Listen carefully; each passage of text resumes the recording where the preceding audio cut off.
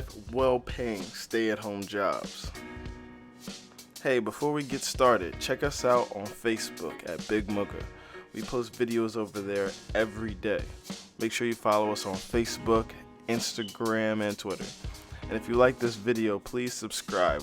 We post on YouTube every day. The work-from-home revolution is here to stay. And now a Skype call with your doctor can now be turned into a doctor's appointment. The pay is just as much for a doctor for seeing someone in-house, but now they have the ability to make more money by seeing more patients. See, I totally understand why doctors are jumping on this new trend. A video meeting takes a fraction of the time as an in-person meeting. Doctors can also limit the amount of sick people congregating in waiting rooms, and they can do this with a lot less staff and overhead. And for patients, they get their doctor a phone call and you have a diagnosis, which is great, especially if you are a hypochondriac like myself. Also, you don't have to leave your home. No waiting rooms, no braving the elements, and if you have kids, you understand the amount of energy it takes just to go to the gas station. So this is a win-win all the way around. Web design, in my opinion, is the easiest way to enter into the web development world as a career.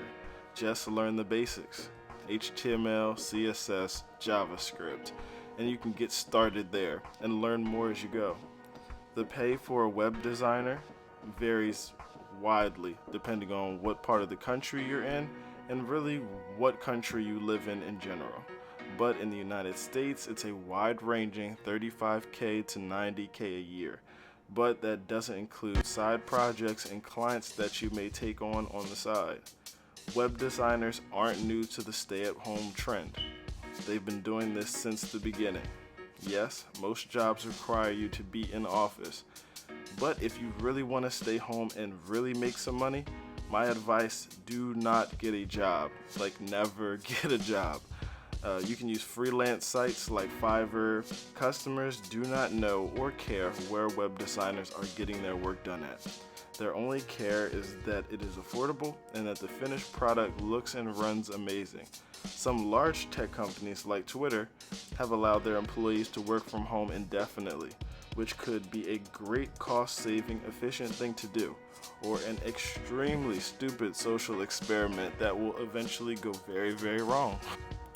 Virtual assistants are the new wave for the solo entrepreneur starting out, but they have been widely used for some time now by large corporations. They call it offshoring, but really they're taking full advantage of cheap labor in countries like the Philippines. The pay for virtual assistants can widely vary depending on many factors, but based on ZipRecruiter, if you would like to become a US-based virtual assistant, you're looking at $21 to $100K. During the great lockdown of 2020, becoming a virtual assistant started to become a viable option for many who never thought of this profession at all. I mean, considering that in most states, you have to go to work, but your kids get to stay home. Education is going through a radical change, a unwilling and unwanted radical change. Distance learning clearly is not going well, and schools are reluctant to open up. So the need for a virtual teacher, in-person private tutor, or really any teacher that's willing to work are in high demand. A teacher makes on average $60K a year. Now this number can grow exponentially if you're taking on private students yourself, private or virtually. But students need help. Children of all ages, if not careful, will totally lose a year of learning through no fault of their own, but this is precisely the time that they can't afford to miss. And most parents in today's age are not able to step in and help out in an efficient way. Being a writer of any kind is amazing. You will always have work. You may not always have money, but you will always have work.